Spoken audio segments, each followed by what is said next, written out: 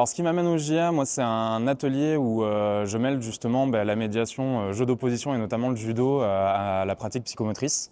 Moi, c'est quelque chose que je fais depuis plus de 10 ans, depuis que j'ai été diplômé.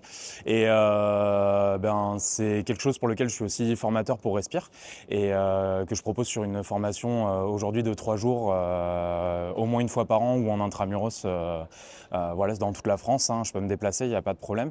Mais voilà, moi c'est quelque chose qui était important pour moi aussi de transmettre et de faire valoriser. Et donc là, par rapport au thème qui était l'espace et le corps, l'implication du corps dans l'espace sur l'utilisation des jeux d'opposition, elle est première, elle est hyper importante.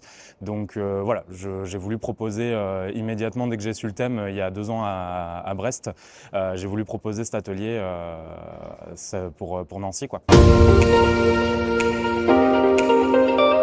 Ben ça, je l'ai expliqué plusieurs fois et c'est quelque chose qui est assez transversal dans aujourd'hui ce que je transmets dans ma formation et que j'ai transmis aussi dans l'atelier et que j'ai aujourd'hui au niveau de ma ceinture. C'est quelque chose qui s'appelle le Jita Kyoei. C'est un des principes fondateurs du judo qui est le principe de prospérité, d'entraide mutuelle.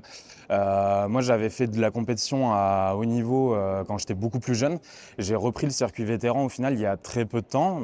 J'ai conservé, on va dire, des bons restes, donc j'ai pu rapidement m'engager vers de la compétition et notamment le championnat du monde pour lequel j'ai eu des soutiens et notamment le SNUP et Respire qui m'ont aidé là-dedans. Et voilà, moi c'est vraiment cet engouement au final qui m'a fait retrouver goût au judo et qui a toujours été aussi une ligne directrice dans ma façon de pratiquer et que j'ai voulu insuffler dans ma pratique aussi professionnelle. Donc voilà, vraiment, si je devais résumer ça assez rapidement, c'est vraiment le principe du Jita Kyoei, d'entraide et de prospérité mutuelle qui est transversal et à ma pratique et à ma façon de pratiquer le judo.